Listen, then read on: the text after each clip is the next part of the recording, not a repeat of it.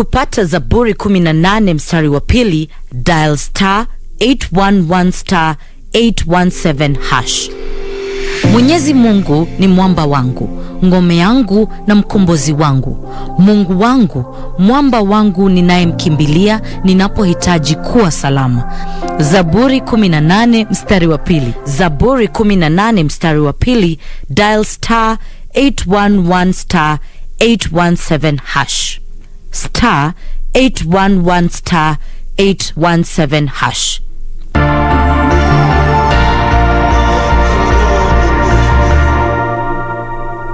Kwa majina yangu naitwa Eriki, ama unaweza niita Mugaka. Mimi ni socha. Kazi yangu ni kuchunga mali ya wenyewe. Hakuna kitu kwa uchungu sana kama mtu kupoteza, especially pesa ameweka kwa nyumba ama ofisini. Na hizo kesi ukuwa ngumu sana kufuatiliwa. Na waomba wenzangu, kama vile mimi ufanya, weka pesa yako kwa panga account juu KDIC imekuhakikishia iko safe. Weka kitu kwa panga. Be sure, check out for a KDIC sticker in your banking hall. KDIC, protecting your deposits.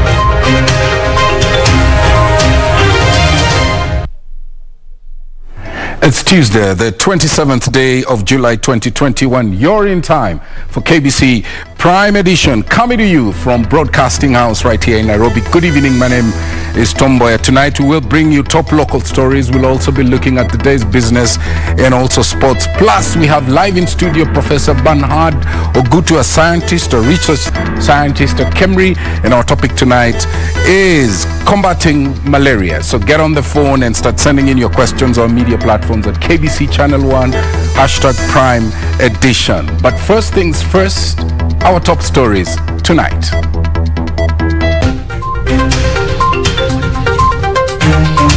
Alafu tutakwenda huko upande wa Western. Alafu tunaenda Pwani. Tunaenda kila mahali ya kuunganisha Kenya ile kama kimoja. Uhuru anasimama pande ile, Raila pande hii. Warming up to scaling Mount Kenya, Raila's tour of Central Region begins next week.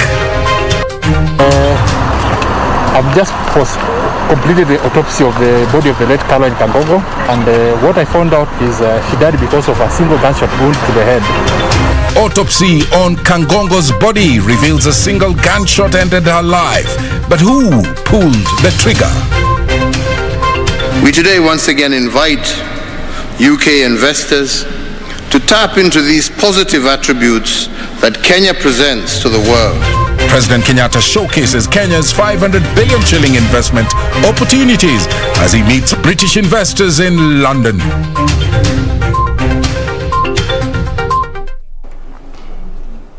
Thank you very much for joining us. Our sign language interpreter is Ann Wangeshi.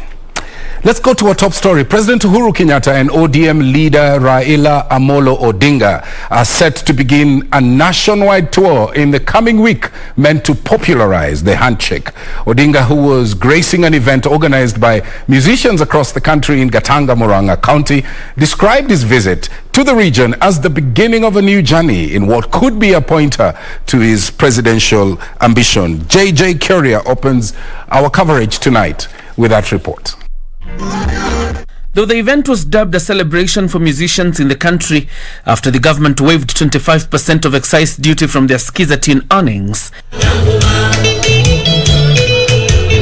there were heavy political undertones of President Uhuru Kenyatta's succession. The choice of Gatanga, Murang'a County, home to many Kikuyu Benga musicians, significant as the ODM leader tries to make inroads in the Mount Kenya region. Political leaders from the region, led by Murang'a Governor Mwangi wa Iria and Kiambu's James Nyoro in Tao, showered Odinga with platitudes while appearing to endorse him for the top seat. You can't have a short president. You can't have a brown president. You can't have a president from this tribe, a president from that tribe. That is nonsense. Mungu atasafisha Raila kwa sababu mambo ambayo amekuwa akifanya Kenya hii hakuwa anajifanyia yeye mwenyewe, alikuwa anafanyia Jamhuri ya Kenya. Tunataka utembee pembe zote hapa Central. Saa ingine kuja lala huko, enda kanisa Gatanga, zunguka watu wakuone hapa Mlima Kenya, ili watu wajue hii jamba. Odinga on his part took issue with Deputy President William Ruto, accusing him of peddling the culture of handouts instead of solid economic policies that would improve the lives of people in the region. Sisi vile tunaweza kuweka made in Kenya an international brand. Inawezekana? Mnakubaliana haya? The ODM leader announcing that alongside President Uhuru Kenyatta, they would begin a nationwide tour to popularize the handshake in what is seen as a pointer to Odinga's keenness to capture the presidency in next year's general elections. Alafu leo tutakwenda huko upande wa Western. Alafu tunaenda Pwani. Tunaenda kila mahali ya kuunganisha Kenya iwe kama kimoja. Other leaders present rallied the region to support Odinga, who is yet to declare publicly if he will vie for the presidency. Kenya tumesema ukweli sana. Raila is so clean, there is nothing to clean. He is already very clean. This is a nice man. He has worked for this country. He has suffered for democracy. And I think his time has reached. Kwa hivyo katika uchaguzi ujao tungependa kila mtu ambao unataka usukani kwa rais, let them open their books. Raila Odinga, I want to tell you that you will be able to work with all leaders in this country. I'll work with Uhuru Kenyatta, I'll work with Raila, I'll work with everybody here for the sake of our people. John Jacob Kuria, Prime Edition. Raila's tour will begin next week. Now, this is an important one for politicians. Candidates eyeing seats in the forthcoming general elections will be required to obtain a social cohesion certificate before being cleared to vie for public office. The National Cohesion and Integration Commission, NCIC, says that it will urge the Independent Electoral and Boundaries Commission to deny clearance to those with questionable integrity as a means of curing the perennial electoral violence. Juni Karisa is on that story. The National Cohesion and Integration Commission appears keen on nipping electoral violence in the bud. Come next year, candidates seeking elective positions will be required to prove that they are persons of integrity. We shall now even use the penal code because we are seeing that we cannot just stay there while the politicians are now bringing in issues that will cause people not to be peaceful but to have fights and even violence in the community. So we are not going to accept that intolerance. Part of the voluminous file of clearance certificates needed to have your name on the ballot will be a social cohesion certificate. Katika ofisi ya political parties tungependa kwamba waone kwamba hivyo vyama ambavyo wamepewa stakabadhi ni kwa nini wanapatia watu wasiofaa ama wale ambao wanaleta uhasama katika jamii wanapewa ruhusa ya kuwania nyadhifa mbalimbali. The government is currently mapping out areas prone to poll-related violence. Viongozi pia tunajua kwamba wako na shida kwa sababu wanaposimama kuweza kuzungumzia wananchi unapata kwamba wanatoa maneno yasiyofaa katika hiyo eneo ama kwa watu wao, na tunataka kuambia wananchi kwamba mujihadhari, msiweze kufuata umati tu wa maneno yasiyofaa mkishangilia. Hayo ndio yatalete uhasama. The 2022 general election is panning out as a hotly contested poll, and with the stakes seemingly high, NCIC says it will leave nothing to chance in ensuring Kenyans go to the polls united. Juni Karisa Mbele from Mombasa County. Very well, let's shift gears and move into another area. An autopsy conducted on the body of Caroline KANGOGO, a former police officer who died at her parents' home in Anin, Elgeyo Marakwet, has revealed that she died of a wound from a single gunshot to the head. The government chief pathologist, Dr. Johansen Oduor, has however said that further tests will be conducted to ascertain whether the cop who was being sought over the murder of two men was shot or she shot herself. Her body has since been moved back to Iten County Referral Hospital with a new date for burial due to be communicated to the family who attended the autopsy exercise at the Moi Teaching and Referral Hospital in Eldoret. Monday morning, the body of the late Caroline KANGOGO was moved from the Iten County Referral Hospital morgue to the Moi Teaching and Referral Hospital morgue in Eldoret for an autopsy, which was conducted by Chief Government Pathologist Dr. Johansen Oduor in the presence of her family. Oduor revealing that the former police officer, alleged to have committed suicide at her parents' home in Anin, Elgeyo Marakwet County, died of a single gunshot wound to the head. When I look at this gunshot wound entry, it was a contact wound, meaning that the gun was on the skin. There was what made me thought so. There was a hole which is caused by the bullet. There was a soot. There was areas of burning and what is called muzzle imprint. On whether she was shot or she shot herself, the pathologist said that will be established after further examination of swabs taken from the late officer's hands and gunshot residues collected by investigating officers. Of course, there are stories of whether she was shot or she shot herself. We will be able to establish this once we've done other investigation which we are doing. We've taken swabs from the hand to find out whether there's any gunshot residues, which will be able to tell us that you know, our job as pathologists is to establish cause of death. Manner of death, there are so many things which are supposed to be done to establish, and that's why we take a sample to the lab to confirm what is called manner of death. The autopsy failed to take place last Friday to pave way for her burial on Saturday, angering her family. Dr. Oduor says he was informed late about the planned autopsy. The body of the late Caroline KANGOGO has since been moved back to Iten County Referral Hospital with a new date for the burial due to be communicated by the family. For Prime Edition, I'm Safin Aching Ouma. Who pulled the trigger? Investigations will reveal that. Moving on, President Uhuru Kenyatta has invited United Kingdom investors to tap into the emerging business opportunities in Kenya, saying that the country remains one of the most attractive investment destinations in the continent of Africa. The head of state projected a rebound of the country's economy, which was slowed down by the COVID-19 pandemic. During a business forum hosted by the UK Foreign Secretary Dominic Raab and the Lord Mayor of the City of London, William Russell, the president showcased 10 investment opportunities worth over $5 billion that are immediately available in Kenya under the public-private partnership framework. The Nairobi Bus Rapid Transport System, the Intelligent Traffic Management System, the Galana Kulalu Food Security Project, the Lamu Fishing Port Project, the Moi Teaching and Referral Hospital Training Complex Project, the Mombasa Industrial Park, the Meru Cancer Center Project.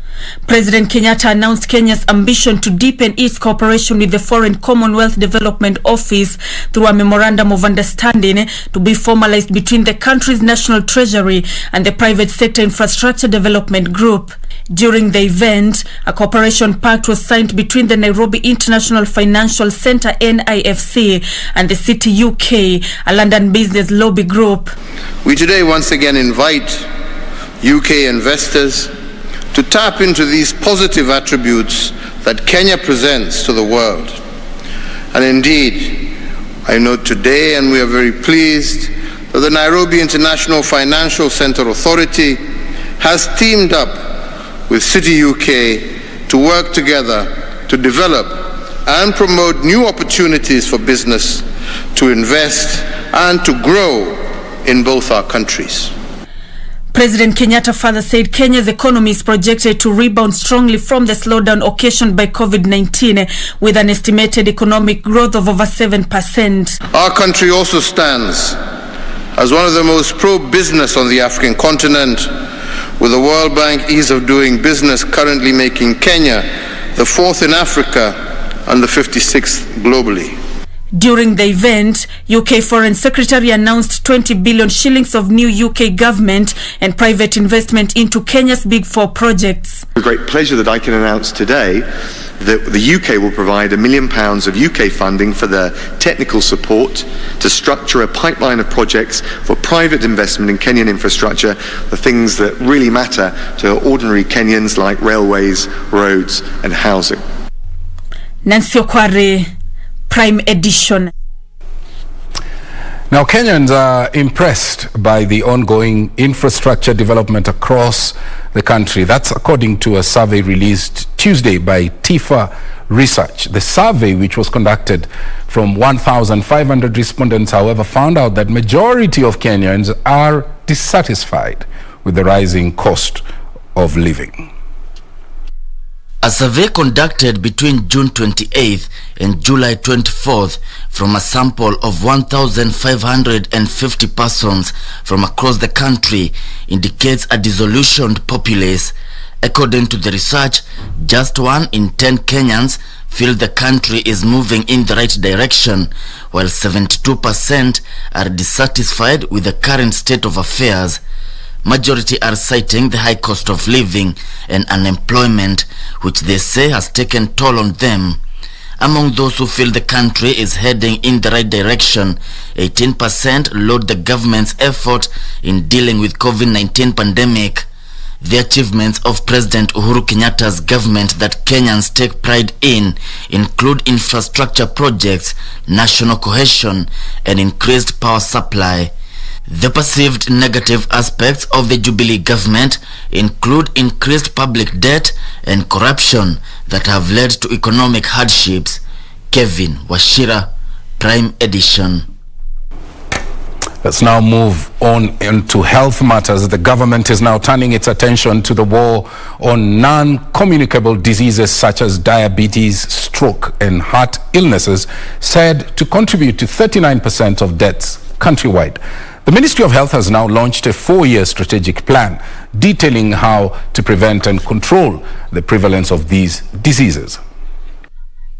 The Ministry of Health and its partners Tuesday in Nairobi launched the National Strategic Plan for the Prevention and Control of Non-Communicable Diseases. The 4-year plan runs to the year 2025. Chief Administrative Secretary for Health, Dr. Mercy Mwangangi, uploaded the strategic plan, stressing on its significance in approaching non-communicable diseases that have accounted for 39% of deaths nationally from the year 2014 to 2018.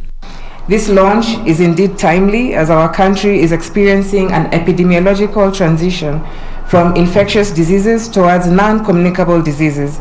NCDs such as cardiovascular disease, cancer, diabetes, chronic respiratory diseases, mental illnesses, epilepsy, sickle cell disease, amongst others, represent a leading threat to human health and development. The health official further added that tobacco use and unhealthy eating habits are some of the trigger factors for the rise in the non-communicable diseases.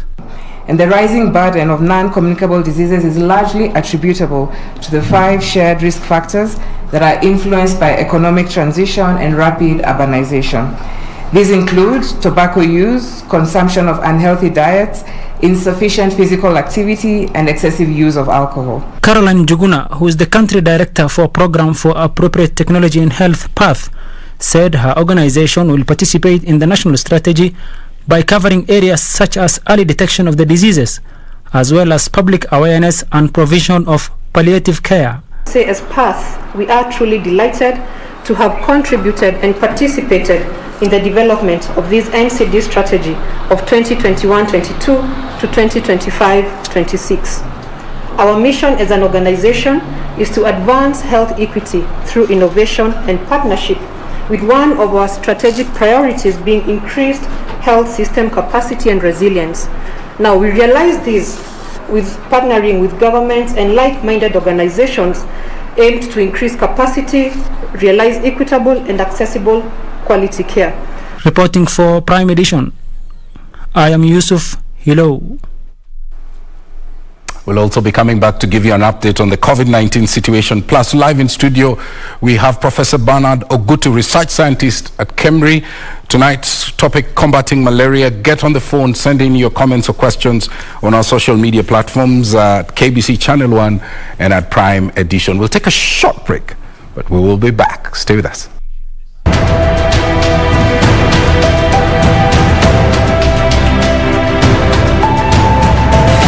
Ndio ukweli mchungu, na mimi nataka kusema hivyo waumie. Ukweli ni kwamba mama wenyewe hawasikizani, hawatakani, mpaka wa mama watakapokubaliana wapendane na wahusiane pamoja. Wao wana haki ya kujaza lile bunge la Kenya na wakina mama tupu, na sisi 48 wanaume tutakaa chini yao.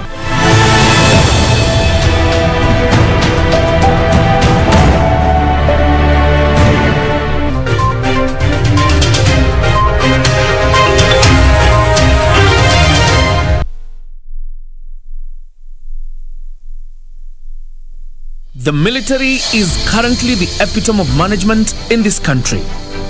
From Nairobi Metropolitan Services to the Kenya Meat Commission, the precision is evident. But what is that they build in character? Join me, John Jacob Kioria, this Wednesday on Prime Edition as I engage the General Robert Kariuki Kibochi, the Chief of Defense Forces, in his first ever interview with the media.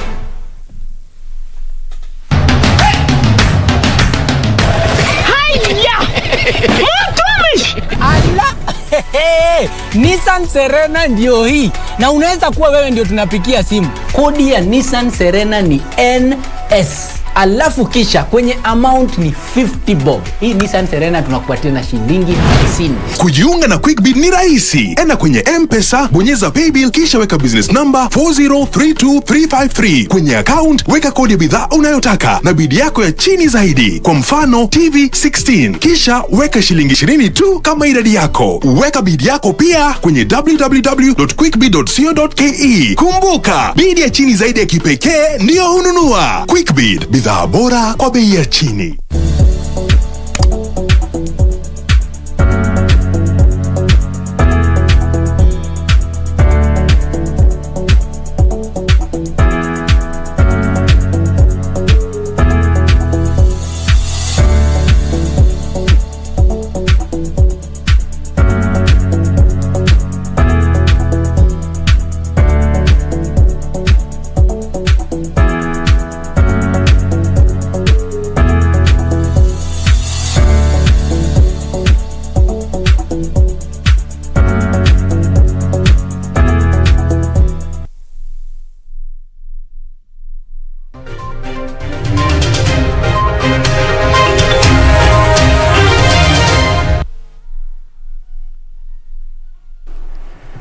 Well, we had promised you that we would bring Dr. Bernard Ogutu in studio, the research scientist at KEMRI with extensive experience in malaria research. I want to single that out because lately the focus has been on COVID-19, COVID-19, COVID-19.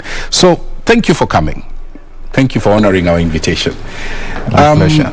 To start us off, probably give us some statistics on how prevalent malaria is the country. And also because I know some of your interventions are county specific. You know, where are we? Which counties do you think are worse off in this fight on malaria? And then probably why? Thank you very much, and it's a pleasure to have me in the studio, Tom. And with you, I think malaria is an old disease, and we just make sure that we don't drop the ball in terms of trying to contain it and possibly put everything in place. We always never have enough to invest into the control of malaria, and also as now Kenya has embraced malaria elimination. and there are several things that have been put in place. We have made many gains, and even currently we are just finishing up getting the data ready for the last malaria indicator survey that was done last year. And from the preliminary results, we have seen a further decline in the prevalence of the disease, even in the lake region, which is basically the area where we have most of the disease, and most of the country is doing pretty well, and we are seeing the map of malaria shrinking, and this is progress in the right direction. But we cannot possibly go to sleep, but we have to put more effort, because the last mile is usually the most difficult one as we try to bring the disease burden down as a country. That's true. Yes. And you're right that it's the last lap that usually delivers the gold medal. But even as you put your foot on the pedal, what would you cite as some of the bottlenecks or hiccups that you encounter? As we know that with time, the malaria parasite, it also wants to survive and live longer than what we expect to happen with it. So we know that the parasite changes over time, and no matter which drugs we bring into play to control to treat malaria, with time the parasite becomes resistant. We are lucky that the current drugs that we are using for treatment of uncomplicated malaria has remained very effective since 2004, when we deployed them as a national program, though the real rollout happened in 2006. These drugs have remained effective to date. We have not reported any possible resistance like what has been seen in Southeast Asia. There's a bit of some report of changes in the parasites, possibly from some parts of Rwanda and a few countries in Africa, but we have not seen overt resistance for these drugs, which is basically a combination of two drugs, which is the artemisinin and other drugs combined together. And that's a good gain for us, but we really want to prolong the lifespan of these drugs so that we don't lose them. So that we don't lose them. Yeah. Wow, that's good. And the other thing is also we've seen the penetration of bed nets, and the coverage has remained high, and we've been able to replace the bed nets at community level. Kenya has just gone through a wide distribution of millions of nets in the last couple of months. And I think this replaces the nets that have been old. And this is going to be fairly useful in controlling the disease. I remember at some point there was a lot of emphasis on women and children under 5. Has that strategy changed? Or? That has not changed, especially in the high endemic areas around Lake Victoria. We're still having a lot of focus put on controlling the disease in that vulnerable group, the pregnant women and children under 5 years. But even in the high endemic area, we are seeing a bit of a shift in the age of those who are developing severe disease, which means that we are possibly putting in quite pressure on the parasite, and the infection is going down, and that means less people are getting semi-immune as they grow older. So we might be seeing older children getting severe disease, because when we see it, it's part of success, but it also creates a new paradigm in terms of who gets sick. Which you have to look at. Yes. Okay, all right. Then I also know that you've been involved in a number of malaria vaccine and drug trials, especially at KEMRI. It's rather been quiet on that front. What's happening, Daktari? Yes, I think in research and in science, when things are cooking, people tend to be quiet, because we make noise when we have the results. Until when the results are out, we spend quite a lot of time in the back room collecting data, gathering that data, analyzing it before we more or less make it public. We know the last 6 or so years we had a lot of data coming into the large study that was done with the vaccine candidate that were finally got licensed, and that is the RTSS. So we are now in a phase where we did more or less a phased pilot deployment, which is happening in the counties around the Lake region. And we have more than 250,000 children that have been vaccinated with this vaccine and are currently being followed up. They are more or less almost due for their booster dose. Then they'll be followed up for another period of 2 years. Then we'll have enough data to know whether we need to fully roll this out as a national program and more countries coming on. Currently, this is running just in 3 countries in Africa. That is Malawi, Kenya, and Ghana. You know, these are COVID-centric times. And when you talk about vaccine, there's always the question of efficacy. Yes. You know, and someone watching this show would wonder, very well, malaria vaccine, so, you know, how effective are... Yes, when we look at sometimes when we talk of the efficacy, and then we also want to look at what does it prevent? Yeah. How many cases does it avert? Yeah. And those are some of the things that we look at.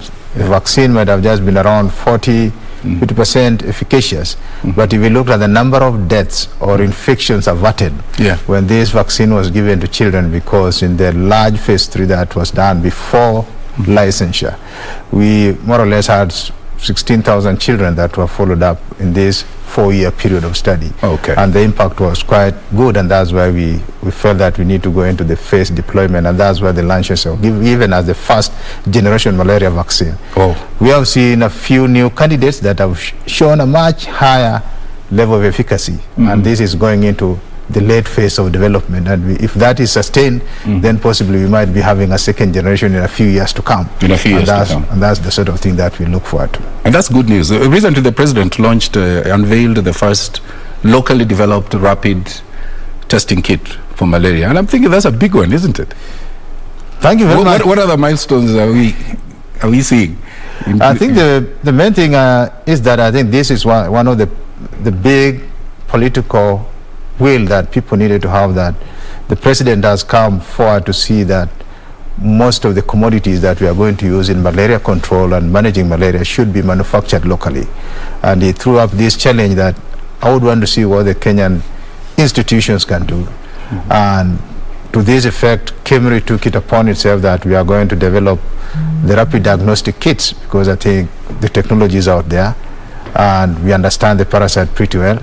And what he unveiled was the program for developing this kit that possibly we hope that before the end of this year we should have the first model that possibly we can launch and possibly use it in country. Before the end of this KEMRI year. had developed a number of rapid diagnostic kits for other diseases like hepatitis and also for yellow fever. And they're working on other kits as well. Yeah. So we should remain optimistic. Yeah, we should remain optimistic, and also one of the companies in Kenya also have achieved that milestone that they are now achieved the milestone that they can produce anti-malarials at the global standard that can possibly be bought by the global fund. And that is universal. So that is universal, yeah. And by the way, when you talk of global, what comes to mind is China. You know, they were recently declared malaria free. What would it take really for us? I know you're on the right course, but what would it really take us as a nation to also be declared at some point malaria free?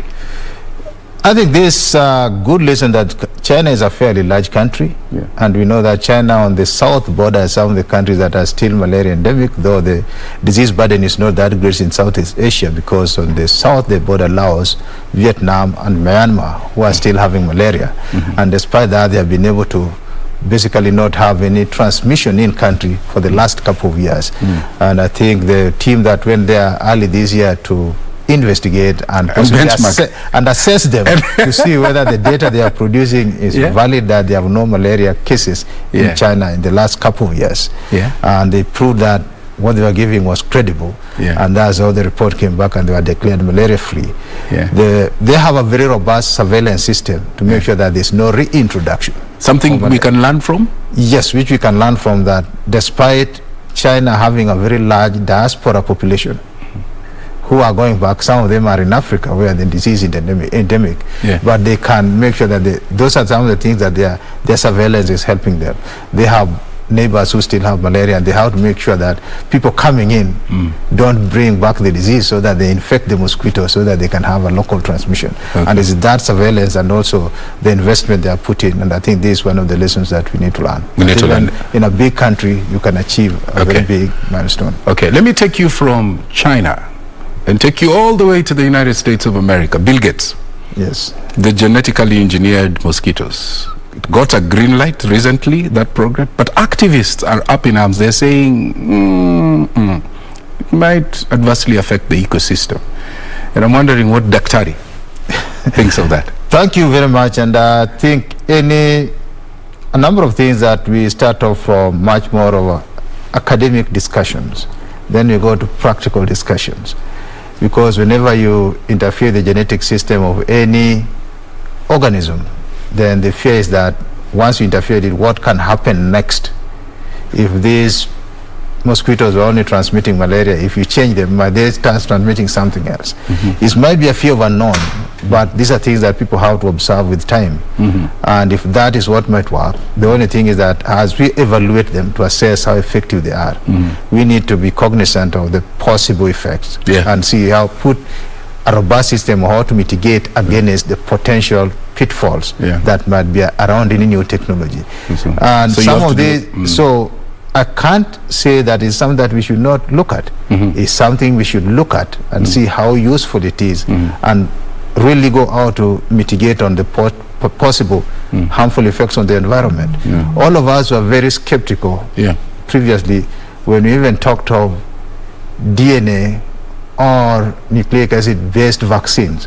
But COVID has thrusted us into that, and it has just proved that those vaccines can actually be used on large scale, and we have not seen that. So I think it's basically stretching the limits of what imagination, the imagination and science. Wow. And I think with the time we might find the best way to use them. There might be hiccups along the way, but I don't think we should just not block them, but ensure that all of us walk the same way and ensure that we mitigate the possible harmful effects that might come from them, if at all they occur. If at all they'll come. So what would you broadly, because I know you've gained a lot of ground, but what would you broadly cite as some of the major bottlenecks, from the top of your mind in this fight against malaria? I think in the fight against malaria is the bigger thing is people owning it up at every level. And people, meaning? People just don't, it starts from the community. Then it counts the government and counts the leadership that follows that. Do they own it up as their problem?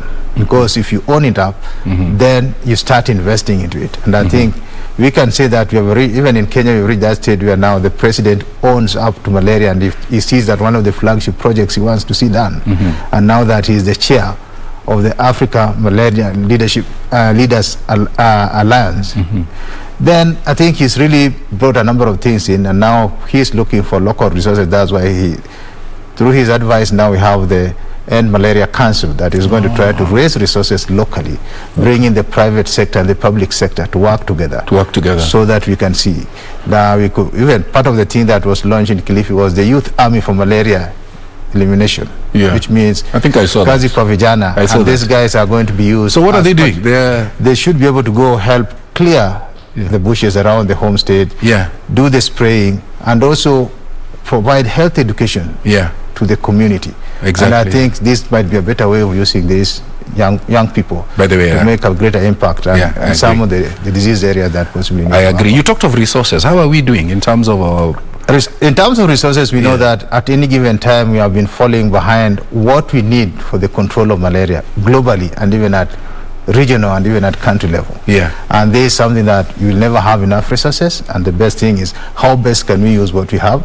And we know that this is not a sprint, this is a marathon. It's a marathon. And what we try to mitigate against is the fatigue from people putting in resources into this basket for controlling a disease that is going to be with us here for a long time. Okay. Do you have any latitude of coming up with creative ways of resource mobilization, for example?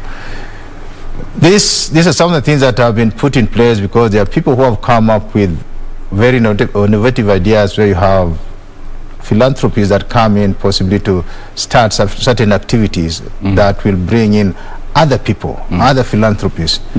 And we have ambassadors for malaria, which have been there. PPPs? There are a number of public-private partnerships that have been brought in. We have one that looks at the malaria vaccine development. We have one that looks at the malaria drug development as a catalyst. So these PPPs do quite a lot, and they bring in lots of resources, bringing different groups on the table. Because I can say it is only in malaria where the drug and vaccine development is not a pharma activity. It's both governments, bilateral and multilateral agencies and philanthropies coming together. As we wrap up, the concept of the village is dying because of development. No more mud houses, only concrete houses with sealable windows. Is that a good thing in your war against malaria? That is a perfect thing for the village is dying. Not that the village is dying. The village shouldn't die because the knowledge should not die. Yeah. It's just that we're improving the infrastructure of the village, but the village should stay. The village should stay. Yes. Okay, so as we conclude, your closing comments, your message to the Republic. I think for me, and from where I sit, the war on malaria is something that is not going to end soon, and we should not drop our guard.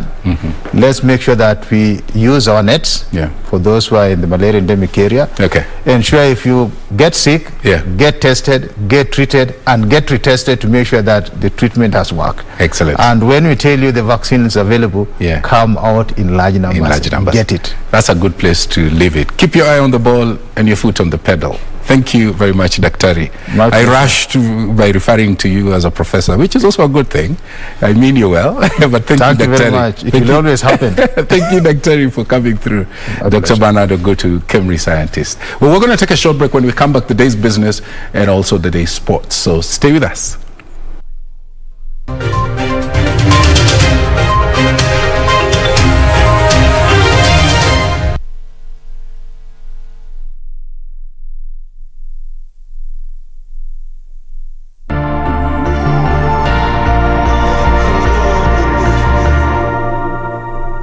Kwa majina yangu naitwa Eriki, ama unaweza niita Mugaka. Mimi ni socha. Kazi yangu ni kuchunga mali ya wenyewe. Hakuna kitu kwa uchungu sana kama mtu kupoteza, especially pesa ameweka kwa nyumba ama ofisini. Na hizo kesi ukuwa ngumu sana kufuatiliwa. Na waomba wenzangu, kama vile mimi ufanya, weka pesa yako kwa bank account juu KDIC imekuhakikishia iko safe. Weka kitu kwa bank. Be sure, check out for a KDIC sticker in your banking hall. KDIC, protecting your deposits. What does this number mean to you? A pack leader? A winner? Or just a number? To us, it means freshness, boldness, vibrancy and heritage. That's why at KBC Channel 1, we make it easier for you to pop up your family entertainment to a fresh, exciting and colorful bouquet.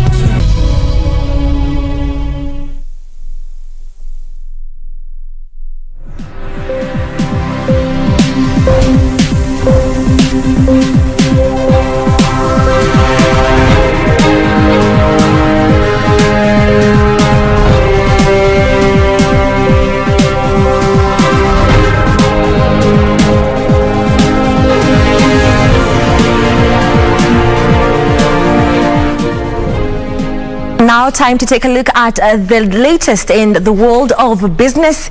My name is Caroline Jenga. Now Kenya will start exporting avocado to South Korea in March next year. The Kenya Plant Health Inspectorate Service KEFIS says it has drafted phytosanitary standards for those keen to export to the Asian country and is urging farmers to familiarize themselves with the new regulations.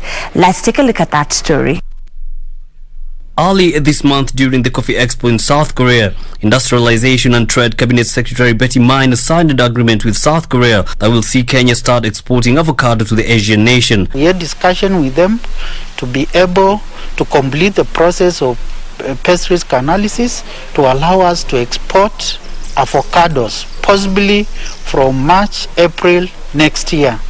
The Kenya Plant Health Inspectorate Service KEFIS says it had drafted phytosanitary standards that Kenyan exporters should meet before shipping to the new market.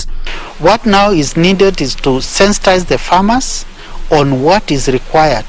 There are standards which has to be met. What is the size of the banana, the thickness, the Kenya is also keen on increasing mango export volumes to Italy after a successful export trial. And next week on Friday, we are going to have stakeholders meeting where we are going to present the mango export protocol to our stakeholders so that they can critique it. Once it's approved, it will be out there for use by any grower who wants to export mangoes to EU. Farmers have been encouraged to familiarize themselves with the accepted pesticides in all international markets to easily meet the phytosanitary standards. If you are producing for a certain market, markets may have different requirements with regard to the pesticide that can be acceptable on a certain product, and you need to put up system for compliance. UNIDO, through a market access program, is training farmers on the best crop husbandry practice to enhance access to international markets. We now focus on the banking industry, and the profitability of banks declined to a 9-year low in 2020 on the back of the COVID-19's negative impact on the economy. This is according to the latest study by the Kenya Bank Association that reveals that trade, manufacturing and agriculture sectors were the most affected businesses for banks. The COVID-19 pandemic and the resultant containment measures carried the banking industry into challenging uncharted waters. To cushion households and enterprises against the adverse effects of the pandemic, a wide range of policies and measures were deployed to also encourage credit growth. According to the Kenya Bank Association, the overall profitability within the banking industry reduced to a 9-year low last year after pre-tax profit declined by 30.9%. This is on the back of the COVID-19's negative impact on the economy, particularly the trade, manufacturing and agriculture sectors, where banks have restructured a majority of assets.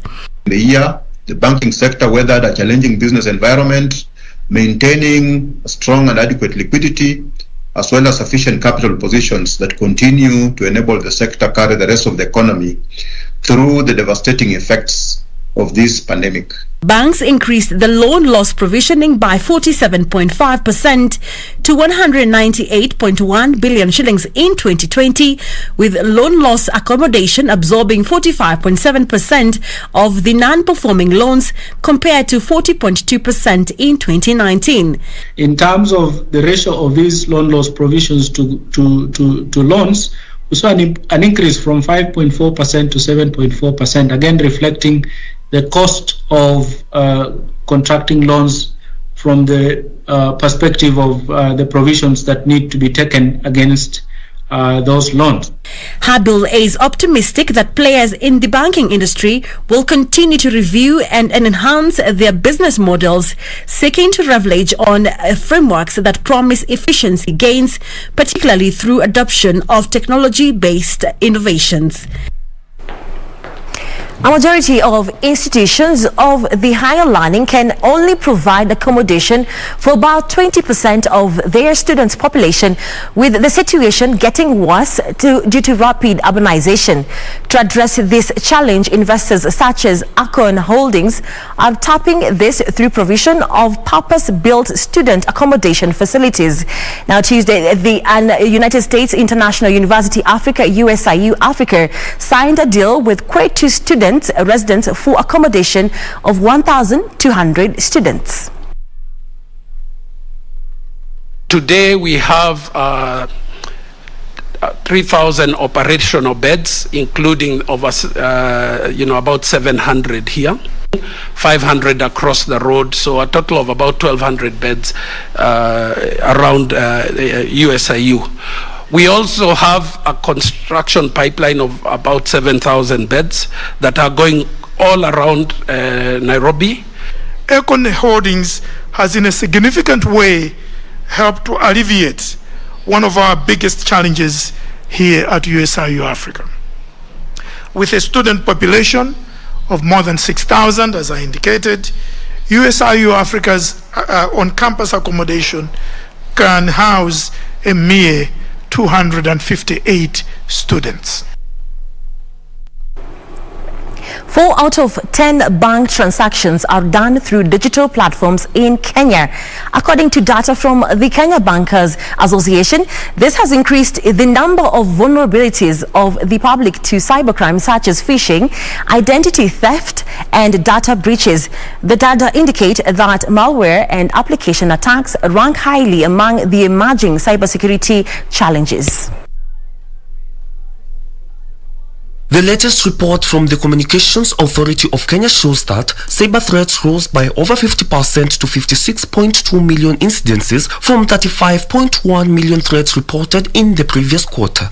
The report identifies phishing, identity theft and data breaches as the biggest fraud cases facing the Kenyan financial sector. The problem has been exacerbated by the emergence of high-tech online fraudsters in the country. The Kenya Bankers Association says there has been a significant shift in bank customers' preferences for digital services, which, according to the association customer satisfaction survey of 2021, stands at 43%.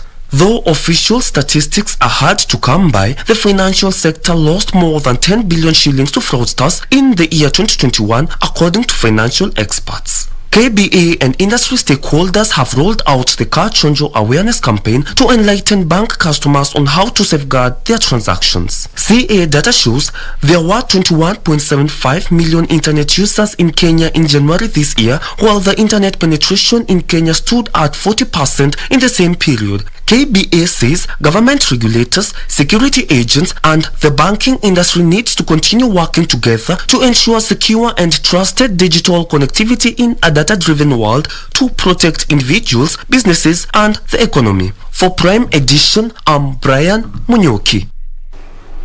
Well, that story on curbing financial fraud brings to a close business news for tonight. But you can find these stories and more on our website, www.kbc.co.ke. Richard Mungai is up next with the sports. My name is Carol Jenga. Have a good night.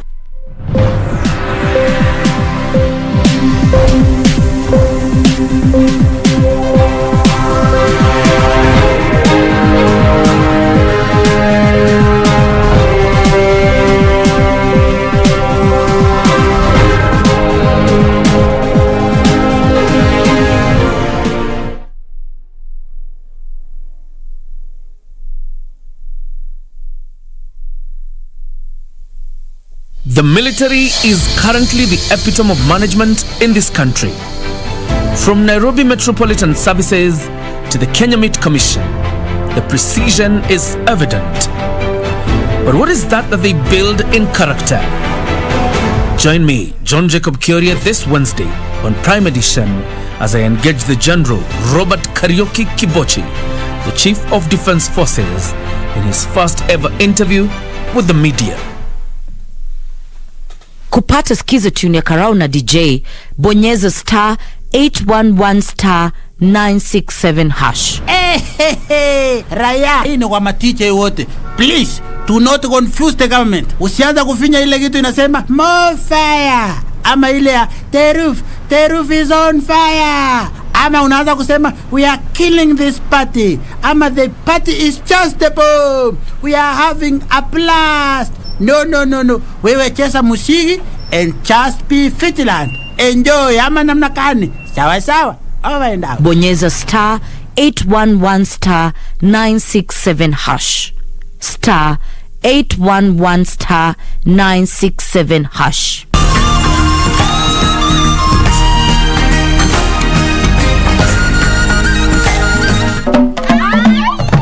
This week on Zurura, a tiny fish making a huge impact. Rastani Ebola Argentina. Fashion on Kenya's lakeside region. With the one and only. And a dance to keep the culture alive.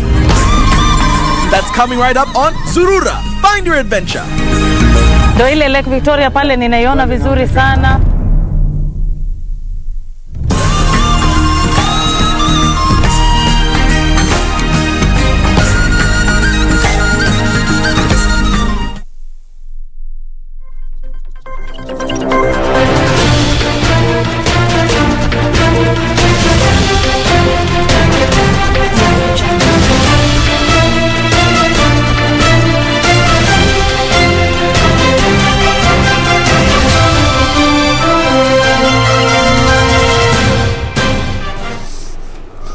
Oh, good evening. Always Glad to have your company for KBC Sports with me, Richard Munga. Now, the national women's volleyball team, Malkia Strikers, lost by 3 straight sets to South Korea in their second match of the Tokyo Olympic Games. Kenya went into the match aiming to redeem themselves after losing to Brazil in the opening match. Malkia Strikers fought hard but lost the opening set 25-14. Kenya lost the second and third sets 25-22 and 26-24 respectively. Kenya will next face world and European champion Serbia on Thursday.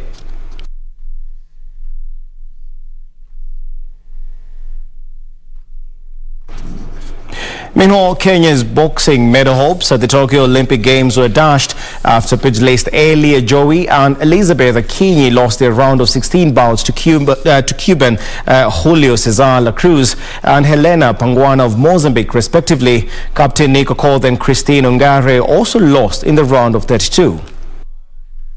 Kenya's heavyweight boxer Elia Joey lost 5-0 to Cuban Julio Cesar La Cruz in the round of 16. The 2021 Africa Zone 3 Championship gold medalist got a bye in the round of 32, and it was the first time he was taken to the ring in Tokyo. Joey qualified for the Olympics based on his high ranking in the African continent. The Kenyan to come forward, waiting for a chance to... The 31-year-old La Cruz has appeared at 2 Olympics previously, London in 2012 and Rio in 2016, where he bagged gold in the men's light heavyweight category. Meanwhile, Elizabeth Akinyi, who also got a bye in the round of 32, lost 5-0 to Helena Panguana of Mozambique. Kenya's hopes of securing medals in boxing were pegged on the 2 pugilists after Captain Nick Okoth and Christine Ongare were bundled out in the round of 32. In blue, Alcenda Helena. Oh, it's good practice. And the National Rugby Sevens team, SHUJAA, failed to register a win in all 3 pool matches at the Tokyo Olympics after going down 12-7 to Ireland in their last group match played Tuesday morning. SHUJAA, meanwhile, trounced Japan 21-7 in the classification match. The National Rugby Sevens team had lost 19-14 to USA and 14-5 to South Africa to finish bottom of Pool C and will not compete for a podium finish at the Tokyo Olympics. South Africa and USA secured direct qualifications to the last 8, with Canada advancing as one of the best losers. Ireland lost a place in the quarters as they needed to win by 7 to go through. Kenya finished 4th in Pool C on 3 points, while South Africa, USA and Ireland occupy the top 3 positions. So it's something that we can still work on in the future, but we'll keep on building because it's not the end of the world, it's just the beginning and the learning that they're going to pick from here. For the team that is going to continue with Kenya Sevens, there are very tough lessons for them to pick from this tournament. For us, where we are, is just to go back to the drawing board and look at the next phase in regards to Commonwealth Games and build up from there. We were lucky that at a point NOC came to support us, but for us we just take the positive and we build on that. Meanwhile, SHUJAA trounced Japan 21-7 in their classification match.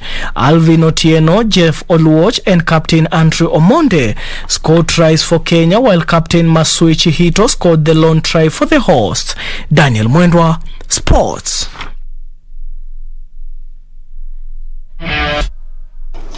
Also, the World Under-20 Championship Organizing Committee says all technical equipment and pitches to be used for the global event are almost ready.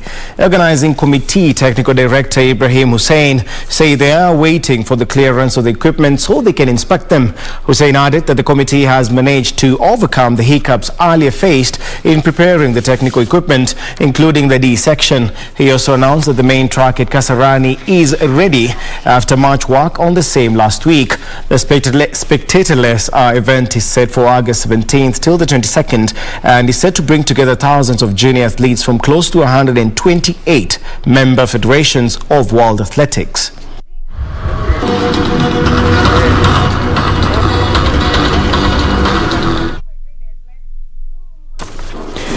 And to other matters now. Harambee Starlets under-20 players who will represent the country in the CECAFA Challenge Cup in Uganda are expected in camp on the 1st of August. Head coach Charles Okere says the technical team is currently scouting players ahead of the championship that is set to kick off on the 14th of August. Speaking in Mombasa, where over 60 players attended the selection process, head coach Charles Okere said the region has talent despite having come at a time when a majority of students were back in school. Okere said the technical bench has been going round the country scouting for quality players. By the end of the exercise, 30 players are expected to remain in the team. 10 players have so far been selected, while the exercise comes a week after the launch of the women football strategy. Tuwa na foundation mzuri katika grassroots, hapo ndipo tunaweza kupata wachezaji ambao wameweza kuwa empowered ama wamefundishwa na makocha pia. Ukiangalia hata kama hapa Mombasa kuna coaching course inaendelea KFC. The strategy aims to develop 5 key pillars: grassroots and youth football leagues, club licensing, national teams and centers of excellence, among others.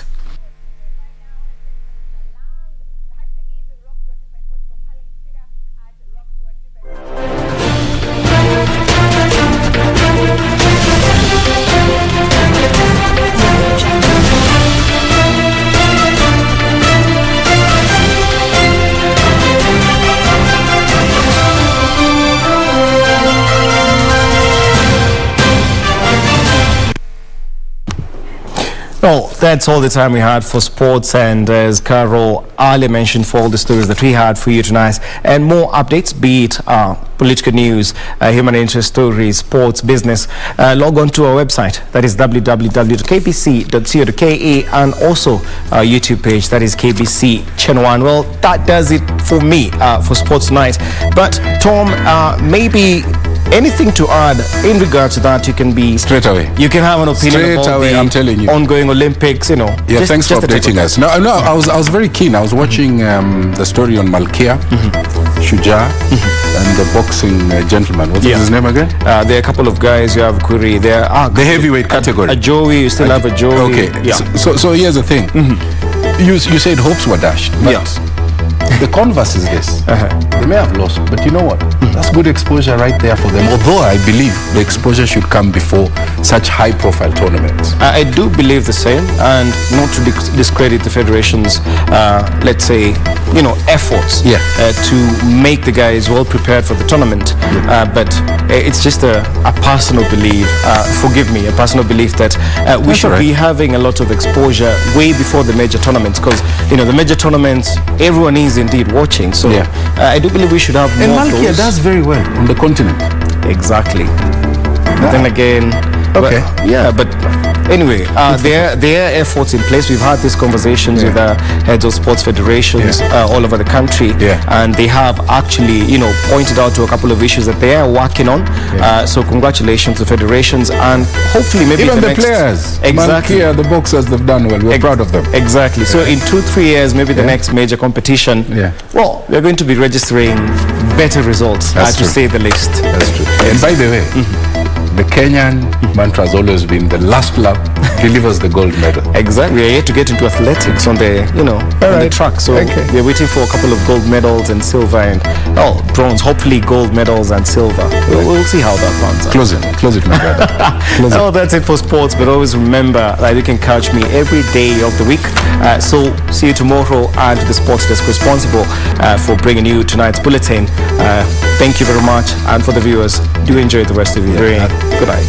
Good night. I also wanted to thank, on behalf of our team, they're not being seen on screen. Of course. But they're doing a good job. So thank you all for watching from the capital city of Nairobi, Kenya. It's good night. My name is Mboya, and bye-bye. Have a good night.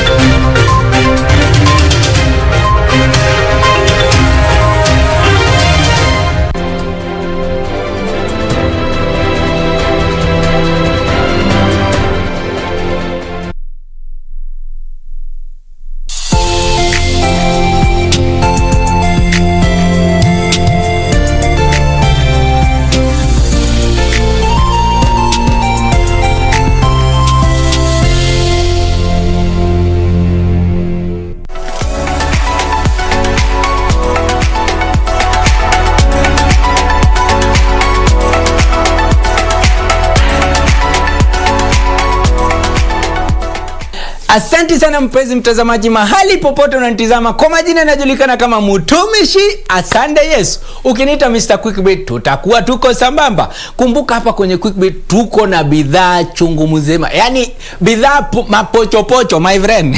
Kwa sababu yako wewe mtazamaji, kuanzia kwa nduthi, tuko na TV, kitchen combination na maanisha kettle, ile jagi ya stima. Tuko na microwave na tuko na stainless steel sufuria. Alafu kumbuka pia tuko na Nissan Serena my friend, gari unaponyo